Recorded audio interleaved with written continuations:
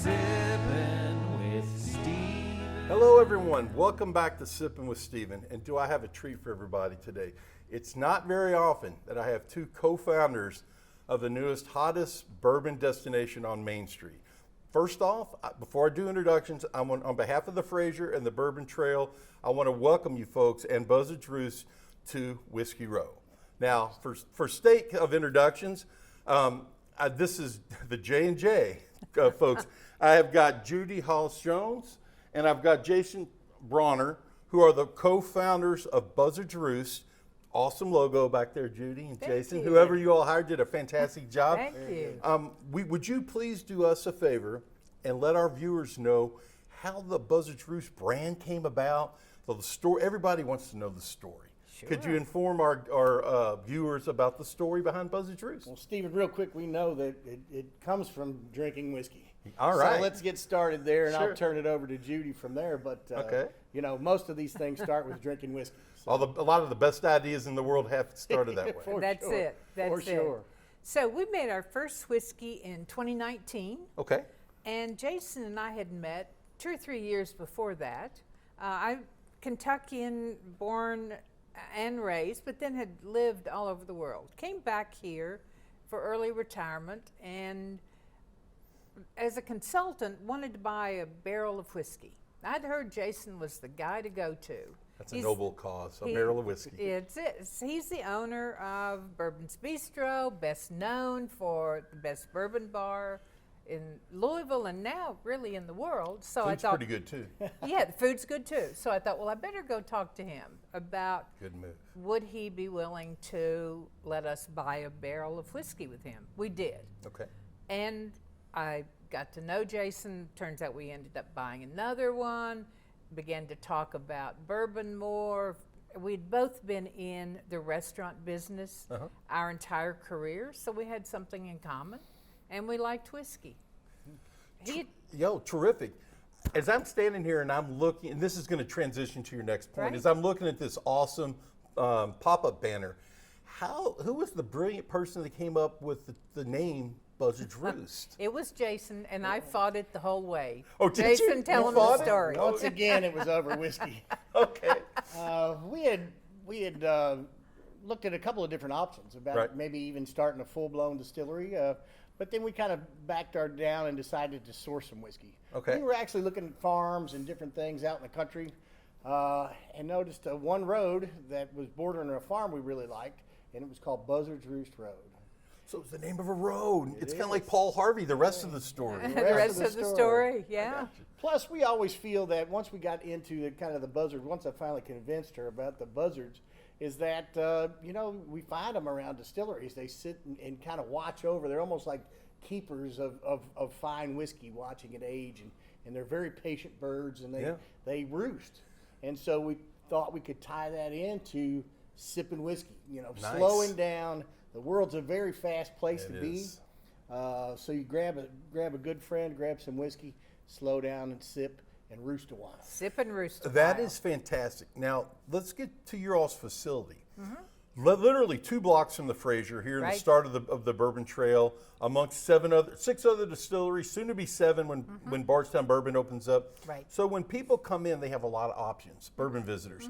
What makes your all's place unique? Why should they make sure they walk through the doors at Buzzard's Roost? Yeah, well, one of the things, we have put a lot of focus on education. Okay. So we hired some of the best in the industry that are noted in this city to put together the education for us. So we have everything from the background on the barrels, because our barrels are what makes the difference and what makes the great flavors in our whiskey. Gotcha. Okay. So education about whiskey and chocolate, cocktail classes, and Don't forget the micro distillery. the micro distillery, and a wonderful bar where you can get flights or taste any of our products you want to, or get a fabulous cocktail.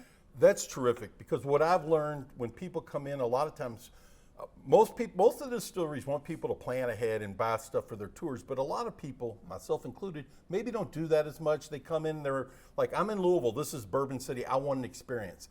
The fact that you all have a bar, that you can have flights and cocktails, of which, hint, hint, we're going to taste one here in a little bit, gives people the chance to have that experience if they haven't, and if you all are booked on any type of tour. So I think that's fantastic, and that's the way the industry is going, to give them an experience. And from the tourism side, again, folks, I popped in and it is absolutely gorgeous there. Thank you. You will get another, and their people are fantastic. They get customer service, which is what, you know, you can get anybody to come in once, but to get them to visit again, that shows me you know what you're doing. Well, our staff, we think, are top notch in hospitality, welcoming people. We want people to feel like they're coming into a place that they've been before and want to come again, and they're welcome. That is so refreshing, because not everybody does that, and to me that's the key to being very successful. Whether it's a restaurant, a bar, a tasting area, you want people to feel comfortable and feel at home.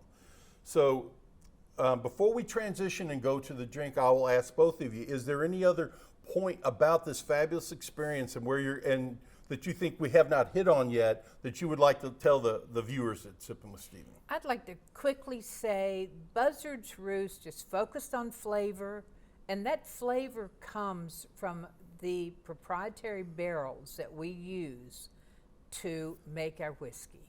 I mean, 70% of the flavor comes from the barrel, and we have used science and art and produced proprietary barrels. So come in, hear that story, take the barrel magic class. I think you'll be amazed at what you learn. Judy, that is a great teaser, because you told a little bit, but just enough to want to pique interest and have people come in the door. Anything else, sir?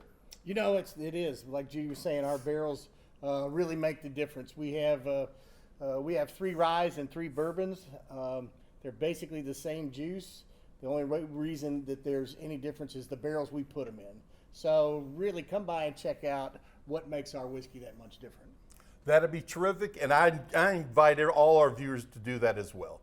So thank you folks for being part of Sippin' with Steven. We will now go and have a cocktail utilizing one of your all's fantastic products. Great. And we will go from there. You see a new addition to this episode, and this is Erin Strong. And Erin, welcome to the show. Thank you. And you are the head bartender at Buzzard's Roost. I am. And we thought this would be a great time in the video for you to give a brief overview of the 6 beautiful bottles that are up here, along with this cocktail. We're going to go into greater detail of that in just a second. If you could let the viewers know the 3 types of bourbons you have and the 3 different ryes, or what separates them, and let them know what you all have to offer from a retail standpoint with these fantastic looking bottles. Absolutely. So first we have our Char 1 products. We have both a bourbon and a rye. And I love them as a bartender because they are so versatile. They're wonderful for sipping, but they go good with everything from fruity to sweet to boozy. It doesn't matter. They're perfect for any cocktail you could possibly want to put them in. If you need something with a little bit more kick, we have our barrel strength, both in rye and bourbon. Excellent on a big rock or just neat. And something else that we do that's really wonderful is our toasted barrels. So we toast all of our barrels, but we offer both a toasted American oak and a toasted rye that are just absolutely fantastic, rich and beautiful, wonderful for sipping. Well, I would be remiss if I didn't comment on the beauty of these 6 bottles too. As we know, in product placement and sales, labeling, packaging is huge, and this is a fantastic looking product that you all have, from the logo to the information that's on it. So that being said, now we're going to get into a Sippin' with Steven tradition. When we do this, we have our guests make a cocktail utilizing one of their products, and I see a cocktail in front of me that is so enticing, and I want to let you explain what exactly this is and how you made it. For brevity of this program, we didn't have you make it in front, but I will have the ingredients when we have the episode in the newsletter, so that if people want to make it at their house, they can do it, and you know which particular product or expression you utilize. So without any further ado, Erin, what is this lovely cocktail? Well, this cocktail is called Peckuliar Circumstances. I love it. It features our Char 1 bourbon, has passion fruit, a vanilla demerara, orange juice, lemon juice, and an egg white to give it that beautiful voluptuous texture that it has.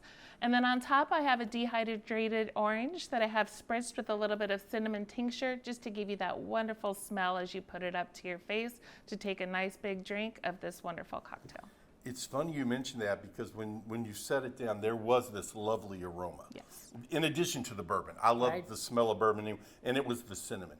So, as a bartender, on a scale of 1 to 10, how hard would you say this is to make if somebody was making this at their house? And not everything can just be bourbon on with a big cube. Sometimes we're trying to gradually go up the ladder of complexity here at Sippin with Stephen. Is this a difficult product, assuming you have all the ingredients, or is it fairly straightforward? It's very straightforward. I try to make cocktails that are very approachable, that anybody can make at home. People all the time ask me for my recipes. I'm more than glad to share them. I would say I would give this one a 5, just because the vanilla demerara takes a little bit of tweaking to figure out at home. But otherwise, it's all things that you can readily purchase and throw together and make it very easy at home. That's exactly what we want to try to do here. So that is absolutely fantastic. Now, one last comment before we do a toast. Erin won't say, she probably wouldn't say this on her own, but she was telling me about some of the experiences at Buzzard's Roost, especially as it pertains to this cocktail. And you can tell the story, but I'll outline it a little bit. When people come in and they taste this, what happens typically is those folks are leaving and other folks are coming in. So as folks are leaving, they are raving about this cocktail. So they will go out, and as people are walking in, they will tell them that they need to order the Peckuliar Circumstances. So when people come into the bar, they sit down and they don't even look at the menu. They said, hey, we heard this is the cocktail to have, and they go ahead and they order it. I personally think that we have one of the best whiskey programs, both for our whiskeys and our cocktail program on Whiskey Row. That is fantastic, and I certainly am going to be a critic here in just a second, but I'm also going to do my best to get some of my colleagues to come down, not just try out your drink, but just see the facility so we can send as many people down your all's way as we can.